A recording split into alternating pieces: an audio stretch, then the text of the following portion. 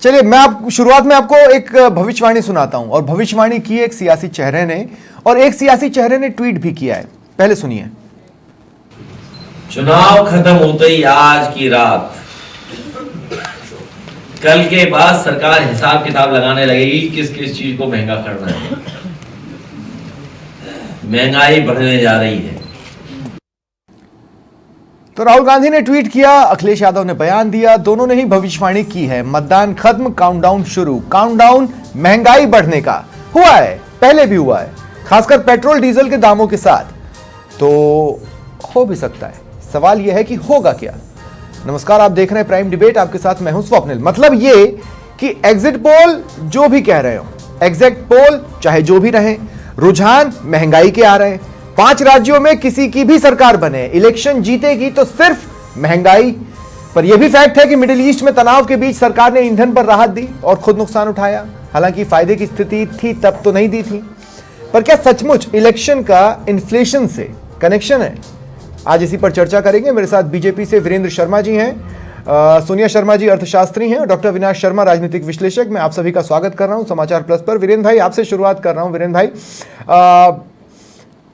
बढ़ तो सकते हैं, क्या आप छाती ठोक कर कह सकते हैं कि नहीं बढ़ेंगे पेट्रोल डीजल के दाम?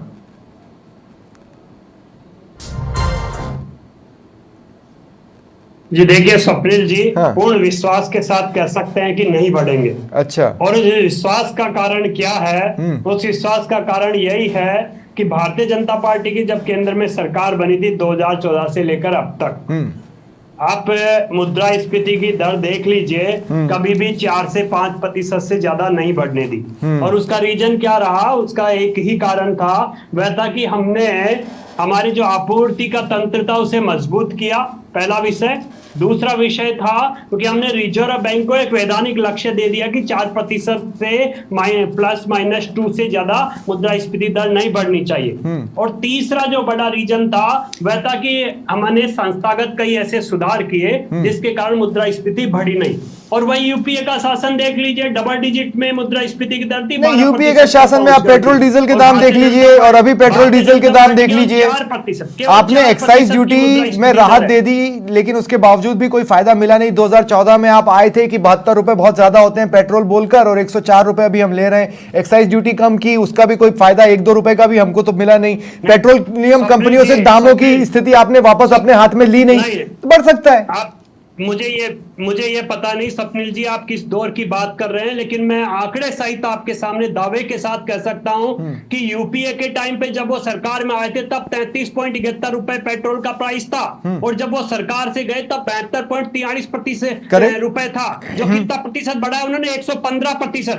भारतीय जनता पार्टी का 2014 से 2024 तक का, लेकिन तब अंतरराष्ट्रीय मार्केट में, तब अंतरराष्ट्रीय मार्केट में बैरल 100 के पार था। जब बैरल 40 पर भी आया तो हमें फायदा नहीं पहुंचा ना। वही केस में तब बैरल 100 के पार था। जब वो 30-40 पे आया तो उसका फायदा नहीं पहुंचा ना। बैरल के भाव तो देख लिए, नहीं आपने बैरल के भाव तो देख लिए, वह नहीं देखे जो एनडीए ने ऑयल बॉन्ड्स के 80,000 करोड़ चुकाए, वह आपने नहीं देखा है। आपने उन योजनाओं ये तो यूपी आपके लिए छोड़कर गया था। जो विकास पहुंच रहा है वो आपने नहीं देखा है। ये तो यूपी आपके लिए छोड़कर गया था, लेकिन जब आपने आपूर्ति तंत्र की बात की, यूपीए छोड़ के गया। सुनिए तो सही, जब आपने आपूर्ति तंत्र की बात की, आज आपका आपूर्ति तंत्र हिला हुआ है। कैसे? मिडिल ईस्ट में तनाव की वजह से आप जिनसे ईंधन लेते हैं उनसे आप ले नहीं सकते, क्योंकि अमेरिका ने कह दिया नो बीजेपी डोंट। देखिए स्वप्निल जी, कहीं भी ऐसा नहीं हुआ है और ना होगा। आप मैं तो ये कह रहा हूं आपसे, आप 2014 से 2024 तक का इतिहास देख लीजिए। इतिहास गवाह है कि मुद्रास्फीति दर कब बढ़ी। 6% जब आई थी, जब हमारे यहाँ पे कोविड था। भाई, आपने आपूर्ति तंत्र बोला, मैंने आपूर्ति से जुड़ा सवाल पूछा, आप आपूर्ति पर जवाब दो ना। डाटा के साथ ईंधन लाओगे किससे? कह सकता हूँ, विश्वास के साथ कह सकता हूँ। सर, आपने सबसे पहले अपना जवाब ही आपूर्ति तंत्र से शुरुआत किया। मैं आपूर्ति तंत्र पर ही सवाल पूछा तो आप मुद्रास्फीति पे चले गए। आपूर्ति तंत्र पर आइए ना, कहां से लाओगे? रशिया से आप लेने वाले नहीं हो। मैं भी रशिया से तो मिलना नहीं है। तंत्र पे हूं। आप समझिए, हाँ। वही आपूर्ति तंत्र यूपीए के शासन में था और उसी आपूर्ति तंत्र को कैसे हमने मजबूत किया, ये तो हमने किया है ना। उसी के परिणाम आज जनता के बीच में महंगाई नहीं है। आप यूपीए की महंगाई का परसेंटेज हम रशिया से लेंगे, हम इराक से लेंगे, या अमेरिका जहां से बोलेगा वहां से लेंगे। से ज्यादा नहीं गई, डबल डिजिट में थी यूपीए के समय मुद्रास्फीति की दर। ठीक है, 12% पर चले गई थी 2010 में। नहीं लेकिन वीरेंद्र भाई एक बात मैं बताऊं जी, ये जो 72 से 104 तक का सफर पेट्रोल ने तय किया है, वो हर बार इलेक्शन के बाद तय किया है। मतलब वो इलेक्शन के कुछ समय बाद या मतदान के कुछ समय बाद ही वो 2-3 कदम आगे बढ़ा करता था और तब 104 तक पहुंचा। तो ये केवल 2014 के बाद ही हुआ क्या? ये तो आजादी से लेकर अब तक का इतिहास है। आपने कहा था हम उनके जैसे नहीं है। आजादी से लेकर, नहीं देखिए, आजादी से लेकर अब तक का भारतीय राजनीति का इतिहास देख लीजिए या भारतीय आर्थिक व्यवस्था के इतिहास देख लीजिए। ठीक है, और मैं समझता हूं स्वप्निल भाई, हाँ। जो भी सरकार होती है वो कहीं ना कहीं अपने राजनीतिक हित जरूर देखती है, क्योंकि उन्हें बहुत सारी जगह जवाब देना होता है। ठीक है। एक जवाबदेही सुनिश्चित होती है हर सरकार की, और उसी अनुरूप उन्हें कार्य करना होता है। ठीक है, तो जवाब अगर मान लीजिए बढ़ने वाला है तो साथ ही साथ बढ़ा दो, जवाबदेही पता चल जाएगी कि सामने वाला उसे जवाब। अब 5 साल तो उनको पता ही नहीं चलेगी ना कि वो जवाबदेही तो 5 साल तय ही नहीं करेंगे आपकी। आप अंतिम समय बताइए ना, कब बढ़े थे? आप बताइए अंतिम समय। मैं तो कह रहा हूं नहीं बढ़े थे, नहीं बढ़ेंगे। आप बता दीजिए अंतिम समय कब, चुनाव के समय बढ़े थे, चुनाव वोटिंग डे के दिन बढ़े, अंतिम बता दीजिए आप। फिर मैं कह रहा हूं नहीं बढ़े। चलिए ठीक है, एमपी, छत्तीसगढ़, राजस्थान चुनावों के मतदान खत्म होने के ठीक 48 घंटे बाद 3 रुपए की बढ़ोतरी 2023। या तो आप डाटा अपना दुरुस्त कर लीजिए, आप कर लीजिए सर, 100%। मेरे पास भी पूरा रिपोर्ट कार्ड है, कब कब कैसे कैसे क्या बढ़े, किस चुनाव डेट के बाद बढ़े, कब बढ़े। 22 दिन के बाद बढ़े थे चलिए, मेरी डेट गलत होगी, आपकी वाली इलेक्शन डेट तो राइट होगी, उसके बाद भी तो बढ़े ही हैं, ऐसा तो नहीं है कि नहीं बढ़े हैं। 22 दिन के बाद, और उसमें भी अनेकों कारण होते हैं। आप ये बात कर लेते हैं, आपको ये नहीं नहीं स्वप्निल भाई, इसका समझिए कारण। आज आप भारतीय जनता पार्टी के शासित राज्य देख लीजिए और कांग्रेस के शासित राज्य देख लीजिए, कहां पेट्रोल डीजल के दाम ज्यादा है। आप बताइए, कौन महंगाई बढ़ा रहा है? कांग्रेस के शासित 2 ही तो राज्य हैं। तेलंगाना में पेट्रोल के प्राइस देखिए, हिमाचल में देखिए, कर्नाटक में देखिए, और राजस्थान देख लीजिए, मध्य प्रदेश देख लीजिए, जहां पे भारतीय जनता पार्टी का शासन है, वहां के प्राइस देख लीजिए, आपको पता चल जाएगा महंगाई कौन बढ़ाता है। मैं तो आजादी के बाद की बात ही नहीं कर रहा, यूपी। ठीक है वीरेंद्र भाई, अब मैं आपको रोक रहा हूं। सोनिया शर्मा जी, मेरा सवाल आपसे यह है, अगर विपक्ष कोई भविष्यवाणी कर रहा है तो आपको उसके पक्ष में कोई तर्क नजर आ रहा है या उसके विपक्ष में तर्क नजर आ रहा है? क्या दिख रहा है आपको? महंगाई बढ़ सकती है, दाम बढ़ सकते हैं? सर, मैं ये कहना चाहूँगी कि दाम बढ़ सकते हैं। जो पास्ट डेटा बोलता है कि इलेक्शन के बाद में दाम बढ़े हैं, लेकिन मैं डेटाबेस पे बात करना चाहूँगी कि जब पूरा वर्ल्ड नेगेटिव ग्रोथ पे जा रहा है, तब भी वर्ल्ड बैंक ने इंडिया की ग्रोथ रेट को 6.5% से ऊपर माना है। दैट मीन्स कि महंगाई बढ़े नहीं बढ़े, इंडिया की ग्रोथ हमेशा आगे रहने वाली है। तो हम एक विक्टिम इकोनॉमी से एक अर्निंग इकोनॉमी बनने वाले हैं। तो विपक्ष का ये कहना है कि रेटें बढ़ जाएगी, उससे हम गरीब हो जाएंगे या हमारी इकोनॉमिक ग्रोथ पे असर पड़ेगा, आई गेस ये जस्टिफाइएबल नहीं है। हाँ, हमारे यहाँ केपेक्स पे अगर एक्सपेंडिचर बढ़ेगा तो रेट्स में थोड़ा इंक्रीज हो सकता है, बट आई स्टिल विश कि ये जो इंक्रीमेंट हो वो हमारे ग्रोथ के प्रोपोर्शनेट हो, ये हमारी ग्रोथ को इम्पैक्ट ना करें। तो एक सवाल मैं आपसे पूछ रहा हूँ कि लोगों की अर्निंग कैपेसिटी, सरकार का भी उद्देश्य था कि ज़्यादा से ज़्यादा वो खर्च करें, चीज़ों को खरीदें। अब उस उद्देश्य में सरकार कितना सफल रही है मुझे नहीं पता, लेकिन मैं जो बात जानता हूँ कि ऑलमोस्ट 60 to 70% लोग जो जॉब्स में काम कर रहे हैं, उनका इंक्रीमेंट इतना मार्जिनल होता है कि उनके खर्चे बढ़ते जाते हैं, सेविंग कम होती जाती है, है ना? तो अगर दाम बढ़ते हैं तो उन पर नेगेटिव इम्पैक्ट उनकी वे ऑफ लिविंग में तो आता है, सेविंग्स पे आता है सर। जी, लेकिन उसको ओवरकम करने के लिए गवर्नमेंट ने अपना जो रेवेन्यू एक्सपेंडिचर का पोर्शन है उसको कम किया है, केपेक्स को ज़्यादा किया है, और उसके साथ में जो गवर्नमेंट ने केपेक्स बढ़ाने के लिए जो इंफ्रास्ट्रक्चर पे ध्यान दिया है कि आप गति शक्ति प्रोजेक्ट्स देख लीजिए, अर्बन थाली प्रोजेक्ट्स देख लीजिए, सो दैट जो भी कॉस्ट ऑफ लिविंग बढ़ रही है उसको सस्टेन किया जा सके और जो इन्फ्लेशन है उसको कंट्रोल रखा जा सके। मतलब चांसेस हैं कि महंगाई बढ़ सकती है, थोड़ी बढ़ सकती और है। उसका असर बहुत ज्यादा इम्पैक्टफुल नहीं होगा, आप ये कह रही नहीं हैं? होगा। अभी तक जो क्रूड के रेट्स में इन्फ्लेशन आया है 26 फरवरी 2026 से लेके अभी तक जो क्रूड्स के रेट में फर्क आया है, उसके हिसाब से अगर प्रोपोर्शनेट में महंगाई बढ़ती तो 30 से 40% तक रेटें ऑलरेडी बढ़ चुकी होती, बट वो सस्टेन नहीं, हुई लेकिन है। सरकार ने तो वो नुकसान अपने ऊपर ले लिया। जी। पर प्रॉब्लम क्या है कि अब हमारे पास ईंधन आने की जो चेन्स हैं वो डिस्टर्ब हुई हैं। फिर भी हमारे पास 74 दिन का बफर स्टॉक है अभी भी, और हम इस उम्मीद में है कि जब ऑलरेडी आपके पास में समझौते की तरफ जा रही है वर्ल्ड, तो हमारे पास ऑलरेडी 74 दिन का बफर स्टॉक है। ऑल्दो जापान से, अमेरिका से, उन लोगों से कम है, but we still have good ठीक। इनफ। ठीक है, राजकुमार शर्मा मेरे साथ फोन लाइन पर है, कांग्रेस से जुड़े हैं। वो मेरे साथ ऑनलाइन नहीं जुड़ पा रहे हैं, टेक्निकल एंड पर कोई मिस्टेक है, और वो किसी भी एंड से हो सकती है, मेरे या राजकुमार जी के। राजकुमार जी, स्वागत कर रहा हूं मैं आपका समाचार प्लस पर। धन्यवाद सोलवी जी। राजकुमार भाई, मैं ये कह रहा हूं कि राहुल गांधी ट्वीट कर रहे हैं कि बस अब महंगाई बढ़ने वाली है, मतदान खत्म हो गया। अखिलेश यादव ये कह रहे हैं कि सुबह बीजेपी हिसाब किताब लगाने बैठ जाएगी कि किस किस चीजों को महंगा करें। ये आप लोगों ने हार स्वीकार कर ली, इसलिए रिएक्शन है, या इस भविष्यवाणी के पीछे आपने कुछ ग्रह नक्षत्र सब जोड़कर एक निष्कर्ष निकालने की कोशिश की है? स्वप्निल जी, राहुल गांधी जी हिंदुस्तान के युवा नेता हैं, प्रतिपक्ष के नेता हैं। उन्होंने जब जब भी कोई बात कही है वो निश्चित तौर पे कुछ समय बाद सही साबित हुई है। चाहे वो निर्वाचन आयोग के ऊपर कहा हो उन्होंने, चाहे वो एसआईआर के ऊपर कहा हो, चाहे वो सरकारी एजेंसियों के लिए कहा हो, चाहे उन्होंने कोरोना काल की घोषणा की हो, चाहे उन्होंने चाइना की जो हमारी बॉर्डर है उसके लिए कोई बात कही हो, और चाहे भारतीय जनता पार्टी 2014 से लेके भारतीय जनता पार्टी के नेताओं को एक गलतफहमी है कि पूरा देश और पूरी लेकिन दुनिया राजकुमार एक भाई, जगह जब भी चुनावों पर उन्होंने भविष्यवाणी की है वो तहस नहस हो गई है। हम आने वाले हैं, नहीं आए, हम फिर आने वाले हैं, हम नहीं आए। देखिए स्वप्निल जी, ये तो हंसी के पात्र बन गए राजकुमार जी आज। नहीं वीरेंद्र भाई प्लीज। हाँ, जो भी मैंडेट देंगे, जो भी आशीर्वाद देंगे, कांग्रेस पार्टी उसको सहर्ष स्वीकार करती है। अरे पर सर, मैं मेरा सवाल यह है कि महंगाई बढ़ने का कारण आप क्या ढूंढ रहे हैं भाई? देखिए, मैं आपसे एक बात कह रहा हूं, देखिए, या तो क्या होता है कि अगर आप लोगों को ये तय होता ना कि हम आने वाले हैं, तो आप लोग ये मिठाइयां खरीदने और ये समोसे कचौड़ी का ऑर्डर देने में बिजी हो जाते। आप बिजी इस बात पे हो गए कि हम केंद्र पर हमला कैसे बोले। तो या तो आपने 5 राज्यों में हार सूंघ ली, और या फिर सचमुच आपने इकोनॉमिक्स में ऐसा कुछ देखा जिससे आपको लग रहा है कि महंगाई बढ़ेगी। बता दीजिए।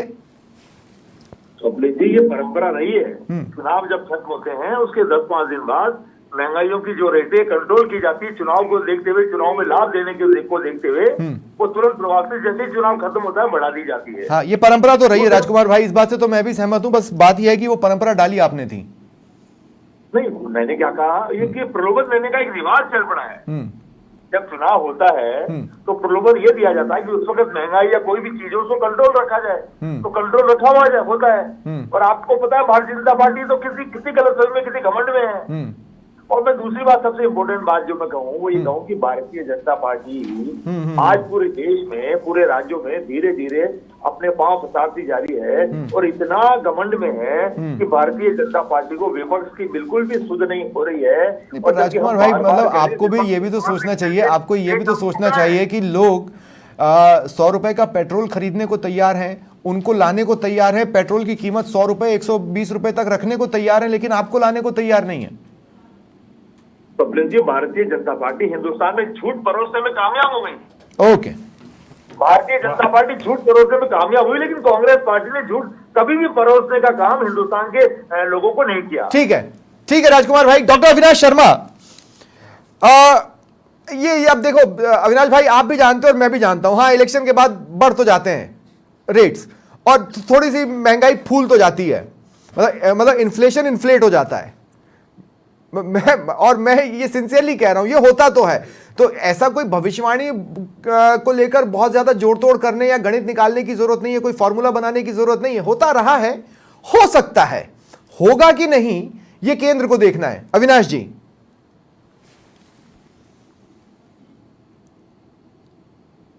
डॉक्टर अविनाश शर्मा, सुन रहे हैं आप? जी हाँ, आपको मेरी आवाज आ रही है? स्वप्निल जी, हाँ, बोलिए। आप सुन पा रहे हैं? बिल्कुल, बोलिए। जी, स्वप्निल जी आज मैं कोई राजनीति की बात, हाँ स्वप्निल जी आज मैं कोई राजनीति की बात नहीं करूंगा, मैं जो भी बात करूंगा तथ्यों के आधार पर और आंकड़ों के हिसाब से बात करूंगा। पहली बात, ठीक है। पहले मैं आपको ये बता दूं कि निश्चित तौर पर इस वक्त जो पूरे विश्व के हालात चल रहे हैं, ईरान इजराइल युद्ध की जो बात चल रही है, तो भारत एक विकासशील देश है और भारत को अपनी जरूरत का 85% से ज्यादा ऑयल, क्रूड ऑयल बाहर से मंगाना होता है। पहली स्वप्निल जी, 85% से अधिक ऑयल भारत को बाहर से मंगाना होता है। सही है। पहली बात। और दूसरी बात, अगर हम हमारे विकासशील देशों और ज्यादातर पड़ोसी देशों की बात करें तो भारत की महंगाई दर अभी भी उनसे बहुत आधी है। 3.21%, 3.21%। पहली बात, जो सितंबर में 1.54% थी। सितंबर के बाद जब से ये युद्ध के हालात बने, ईरान इजराइल युद्ध के, और मैं उन देशों की बात नहीं करता जिनके पास अपना खुद का ऑयल है, मैं उन देशों की बात नहीं करता। निश्चित तौर पर महंगाई तो अमेरिका में भी बढ़ी है, जापान में भी बढ़ी है, बांग्लादेश में भी है और पाकिस्तान में भी बढ़ी है। अब क्योंकि ये हालात से पूरा संसार इससे जूझ रहा है और निश्चित तौर पर ये विपक्षी पार्टियों के पास कोई मुद्दा तो है नहीं। अभी मैं हमारे बड़े भाई राजकुमार जी को भी सुन रहा था, ये अपना हिसाब किताब लगाने बैठ जाएंगे, ये होगा वो होगा। मैं एक चीज बताना चाहूंगा, हुआ है इसलिए हो सकता है अविनाश भाई, सुनिए मेरी बात सुनिए, हुआ है इसलिए हो सकता है। स्वप्निल जी प्लीज, क्रूड ऑयल $105 से ऊपर जाता है तो निश्चित तौर पर महंगाई है और ये देश की जनता समझती है। और अभी राजकुमार जी एक बात और कह रहे थे कि बीजेपी सिमटती जाती है। राजकुमार जी, आपकी पार्टी पूरे हिंदुस्तान पे राज किया करती थी, आज भारतीय जनता लेकिन पार्टी अब मेरा काउंटर है डॉक्टर अविनाश शर्मा, अब आपको मेरा काउंटर लेना होगा। मेरा काउंटर है, 2 पॉइंट्स पर मेरा काउंटर है। पहला पॉइंट तो मेरा काउंटर यह है कि चूंकि हुआ है तो हो सकता है, कोई चीज 5 बार 20 बार हो चुकी हो तो वो 21वीं बार भी हो सकती है, पॉइंट नंबर 1। और अगर होगी तो उसके अपने तर्क होंगे, पूर्व में भी शायद रहे होंगे। अब मैं ये कह रहा हूं, मेरा दूसरा काउंटर यह है कि हमारी लाचारी का रोना कोई रोए या न रोए। राम माधव जी का एक वीडियो काफी सोशल मीडिया पर ट्रेंड कर रहा है, आपने भी देखा होगा। अमेरिका में जाके उन्होंने बताया, भाई आपने कहा 50% टैरिफ, हमने कहा ठीक है, हमने पेशेंस के साथ काम किया, फिर आपने 18 किया तो हमने पेशेंस के साथ काम कर लिया, हम उसको स्वीकार करने को तैयार हैं। और क्या करें हम आपके लिए जो आप हमारे लिए कुछ सोचोगे।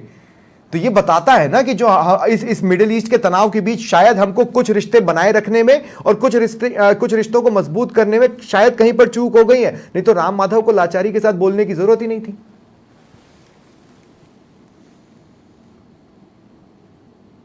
अविनाश जी देखिए, ना तो मैंने जो सोशल मीडिया पे वायरल हो रहा है उस वीडियो या ट्वीट के बारे में ना मेरे को कुछ, हाँ जी, मेरे को ना तो वो जो वीडियो वायरल हो रहा है ना मेरे को उसके बारे में कोई जानकारी है। मैं आपको आज आंकड़ों के हिसाब से बात कर रहा हूँ। और निश्चित तौर पर अगर पेट्रोल डीजल के दाम बढ़ते भी है स्वप्निल जी, अगर निश्चित तौर पर पेट्रोल डीजल के दाम बढ़ते भी हैं तो वो सिर्फ इसलिए नहीं बढ़ रहे कि 5 राज्यों में चुनाव था, वो इसलिए है क्योंकि देश की जनता जानती है आज हाथ हाथ में मोबाइल है, इंटरनेट है, क्योंकि क्रूड ऑयल की कीमतें बहुत ज्यादा $120, $30, $40 प्रति बैरल तक जा चुकी है। तो निश्चित तौर पर इसको इस चीज से देखना और या इस चीज से जोड़ना, क्योंकि विपक्षी पार्टियों के पास कोई मुद्दा तो है नहीं। अब मुद्दा करें क्या वो, अब क्योंकि ये स्वप्निल भाई आपको एक बात समझनी होगी और आपके दर्शकों को भी एक बात ये समझनी होगी कि देश क्या अपितु पूरा संसार इस ईरान इजराइल युद्ध से है जुड़ा हुआ है। और हमारे पास क्रूड ऑयल नहीं है, हम बाहर से मंगाते हैं, बाहर से इंपोर्ट करते हैं, हमारे कुछ एक्सपोर्ट्स भी होते हैं, इंपोर्ट भी होते हैं। तो ये सारी चीजें और इन सब चीजों को हमें बहुत बारीकी से समझना होगा। पर विपक्ष तो हर चीज में मुद्दा निकालता है, वो चाहे महिला आरक्षण की बात हो, चाहे वो किसी और मुद्दे की बात हो कि चुनाव खत्म होते ही पेट्रोल डीजल के दाम बढ़ेंगे। निश्चित तौर पर अगर बढ़ते भी है तो इसमें कोई आश्चर्य की बात नहीं है। और ये क्यों? क्योंकि 2004 से लेके 2014 के बीच जो कांग्रेस ने कुकर्म किए थे उसका आखिरी पैसा अभी पिछले महीने मार्च में चुकाया गया ऑयल बॉम्ब के रूप में। ठीक है, अब मैं आपको रोक रहा हूं। वीरेंद्र जी, आपने सुना राजकुमार जी ने क्या कहा। अर्थशास्त्री जो हमारे साथ बैठी है उन्होंने भी साफ बताया कि बढ़ सकते हैं, इसमें कोई दो राय नहीं है। मुझे आपका कॉन्फिडेंस अच्छा लगा, थोड़ा सा हमको बल मिला, लेकिन मैं ये जानना चाह रहा हूं कि ये कॉन्फिडेंस आता कहां से। ये कॉन्फिडेंस देखिए, मैं ये क्यों पूछ रहा हूं बता दूं। बहुत लंबे समय तक लोग बोलते रहे 150 का पेट्रोल हो जाए या 2500 की बिजली, आएगा तो मोदी ही। इससे ये कॉन्फिडेंस आता है कि होने दो, क्या दिक्कत है। लेकिन आप एक चेंज नहीं नोट कर पाए। इस बार जब गैस की किल्लत पड़ी, लोगों ने आपसे सवाल पूछना चालू किए, जगह जगह पूछे, ऐसे नहीं पूछे, हर जगह रोक कर पूछा है। तो सिनेरियो थोड़ा सा आप भी सूंघिए, देखिए, आपके लिए अच्छा होगा। देखिए स्वप्निल जी, इस भारतीय राजनीति का इतिहास मेरे से ज्यादा आपने देखा, और यहाँ की जनता भी आजादी के बाद से लेकर अब तक देखती आई है, चाहे भारतीय जनता पार्टी का शासन रहा, चाहे कांग्रेस का शासन रहा। मैं पूर्ण रूप से हर उस तथ्य के आधार पर आपसे जो भी बात कह रहा हूँ वो पूरे डाटा सर्वत्र अवेलेबल है। आप भी देख सकते हैं, यूपीए का शासन हो, एनडीए का शासन हो, मुद्रास्फीति की दर कहाँ किस समय ज्यादा थी, पेट्रोल डीजल के रेट्स प्राइस किस समय ज्यादा थी, 115% की वृद्धि यूपीए शासन में थी, हमारे समय के 33%, और वो भी कब? भारतीय जनता पार्टी जब भी विपक्ष में रही है, सपने जी पूरी बात सुनिएगा, भारतीय जनता पार्टी जब भी विपक्ष में रही है, उसने राहुल गांधी या कांग्रेसी नेताओं की तरह कभी नहीं कहा कि देश में गैस खत्म होने जा रही है। कोविड के समय में जिस प्रकार की गंदी राजनीति कांग्रेस या विपक्ष ने की थी, ठीक उसी प्रकार जब अभी ये क्या राजनीति की थी भाई साहब, एक बात बताइए। उन्होंने कहा कोरोना आने वाला है, आपने सीरियस नहीं लिया, देश में गैस खत्म होने वाली है, ये हो रहा भाई, सामान्य स्थिति है देश में। आप देख लीजिए भाई, विपक्ष करेगा क्या? मैं कभी समझना चाहता हूँ, आप चाहते क्या है, विपक्ष करे क्या? विपक्ष आपको क्रिटिसाइज ना करे। कांग्रेस की नीति रही है कि देश में कैसे भी करके अशांति का माहौल बनाया जाए, लेकिन कांग्रेस इसमें कभी भी सफल नजर नहीं आई। क्यों? क्योंकि भारत में अभी एक मजबूत नेतृत्व है जिसने ना कभी महंगाई बढ़ने दी, ना जनता को कोई आफत आने दी है। आप देख लीजिए 2014 से 2024 एक काउंटर का मौका राजकुमार शर्मा जी मैं आपको दे रहा हूं। राजकुमार शर्मा जी, अगर आप मुझे सुन पा रहे हैं, मैं वीरेन भाई आपको रोक रहा हूं। हाँ राजकुमार शर्मा जी। स्वप्निल जी, भारतीय जनता पार्टी का यही घमंड तो मार रहा है पूरे देश को। क्या? महंगाई बढ़ रही है, अब तक हर चुनाव के बाद महंगाई बढ़ती है। कांग्रेस पार्टी ये चाहते हैं कि कांग्रेस पार्टी भी इनके गुणगान करे, इनके झूठे गुणगान करे। हम कहते हैं राजकुमार भाई, फिर देखिए ना, दिक्कत आप में भी तो है। दिक्कत ये है कि अब जैसे अगर आप आज याद दिला सकते हैं कि स्मृति ईरानी कैसे सिलेंडर लेकर सड़कों पर बैठ गई थी, आप भी बैठी और एक ऐतिहासिक तस्वीर बना दीजिए। सोनिया गांधी बैठे, कहां तकलीफ है? नहीं बैठती। स्वप्निल जी, भारतीय जनता पार्टी भूल गई, नहीं बहेंगे महंगाई की मार, अब की बार मोदी सरकार नहीं सहेंगे महंगाई की मार, अब की बार मोदी सरकार। अरे भाई, तो उनको महंगाई का मुद्दा यूज करना आता है, आप यूज करना सीख लो। किसने मना किया? मैंने क्या कहा स्वप्निल जी, ये झूठ परोसने में कामयाब हो गए, ये धर्म परोसने में कामयाब हो गए, ये जो हिंदू मुस्लिम करके जो झगड़ा कराते हैं, कि उसमें कामयाब हो गए। अब इनकी कामयाबी कितने साल चलेगी, कितने साल नहीं चलेगी, देश का प्रत्येक नागरिक बहुत बारीकी से स्टडी कर रहा है। ठीक है सोनिया जी, मैं एक बार फिर आपके पास आ रहा हूँ। 2 मिनट विरेन भाई, मैं रोक रहा हूँ आपको रोक रहा हूँ। एग्जिट पोल के दिन में ये सब नहीं कहता, क्योंकि मैं एग्जिट पोल का इंतजार करना पसंद करता हूँ। सोनिया जी, मैं आपसे एक बात पूछ रहा हूँ। सोनिया जी, हम कई बार क्या होता है ना, जिस तरह की परिस्थितियां बनती है उसमें कुछ कड़े कदम उठाने पड़ते हैं, और मोदी सरकार ने उठाए, ऐसा नहीं कि नहीं उठाए, ठीक है। उसका डायरेक्ट इनडायरेक्ट असर हमारी लाइफस्टाइल पे पड़ा हो नहीं पड़ा हो, मैं उस पर नहीं जा रहा हूं, हालांकि पड़ा है, ठीक है, लेकिन हो सकता है फिर कुछ कड़े कदम उठाने पड़े। जी बिल्कुल। और अगर कड़े कदम उठाए जाएंगे तो वो किस तरह के हो सकते हैं? जो कड़े कदम उठाए जाएंगे, क्योंकि अभी जो ऑयल मार्केटिंग कंपनीज हैं उनको डेली का 2400 $1,000 कुछ बिलियन डॉलर्स कुछ का उनको लॉस हो रहा है डेली। अब उन्होंने गवर्नमेंट ने एक्सपोर्ट पे पाबंदियां लगाई है कि आपको पहले डोमेस्टिक कंजम्पशन करना पड़ेगा फुलफिल, उसके बाद OMCs बाहर दे सकती हैं। तो ये कड़े कदम हो सकते हैं। उसके बाद में गवर्नमेंट जो हमारी टैक्सेस हैं उसको थोड़ा इंक्रीज कर सकती है, लेकिन अभी भी गवर्नमेंट के पास स्कोप है। स्वप्निल जी, आप देखिए कि 2021 में, फाइनेंशियल ईयर 2021 में जो फिस्कल डेफिसिट 9.21% ऑफ GDP हुआ करता था, वो आज 2026 में 4.4% है। तो हमारे पास अभी भी 5% के फिस्कल डेफिसिट को अब्जॉर्ब करने का बफर पीरियड है। तो गवर्नमेंट कोई भी स्ट्रिक्ट कदम उठाए, उसमें हम अभी भी अपनी इकोनॉमी को सस्टेन करके रख सकते हैं। अगर कोई भी कड़े कदम होंगे तो मुझे नहीं लगता कि उसका कोई बहुत ज़्यादा इम्पैक्ट हमारी लाइफस्टाइल पे आएगा, क्योंकि अगर 30 से 40% की जो इंक्रीज हो रही है, आप ये मानिए एक्साइज ड्यूटी में जो 10 रुपये पर लीटर का गवर्नमेंट ने बेनिफिट दिया है, वही अगर 10 रुपये पर लीटर आप पेट्रोल के प्राइसेस बढ़ चुके होते, तो अगर 15,000 रुपये जो बंदा कमा रहा है उसका डेली का कंजम्पशन एक लीटर पेट्रोल का लेकिन है। कुछ चीजें आम लोग नहीं समझ पाते, जैसे जी। अगर एक्साइज ड्यूटी हटी और इतने बड़े अमाउंट में हटी हाँ जी। और 2 रुपए भी कम नहीं हुए, 2 रुपए भी कम, आप समझिए है ना? अगर वो बढ़े ये हुए आम लोग होते, नहीं समझ पाते। तो उनको मैं आम भाषा में बिल्कुल समझा रही हूँ कि अगर वो 10 रुपया बढ़ा हुआ होता और सपोज मेरे डेली का पेट्रोल का कंजम्पशन 1 लीटर भी है, तो 30 दिन में मुझे 3,000 रुपए का 300 रुपए का फर्क पड़ता पेट्रोल का, 300 रुपए का पेट्रोल का फर्क पड़ता, जो कि मेरी टोटल अर्निंग, अगर मेरी मान लीजिए 10,000 रुपए की तनख्वाह है, तो that would be a significant part of my total earning, almost मेरी एक दिन की दिहाड़ी हो जाती, तो वो बच रही है हमारी इन्फ्लेशन। ठीक है, मैं क्लोजिंग कमेंट के लिए डॉक्टर अविनाश शर्मा आपके पास आ रहा हूँ। अविनाश शर्मा जी, मैं आपसे एक बात पूछना चाहता हूं। हमने महंगाई के मुद्दों पर सरकारों को हिलते देखा है, सरकारों को जूझते देखा है, सरकारों को तहस नहस होते देखा है। आपके हिसाब से क्या महंगाई मुद्दा बचा भी है चुनावों में, किसी भी चुनाव में हमारे देश में?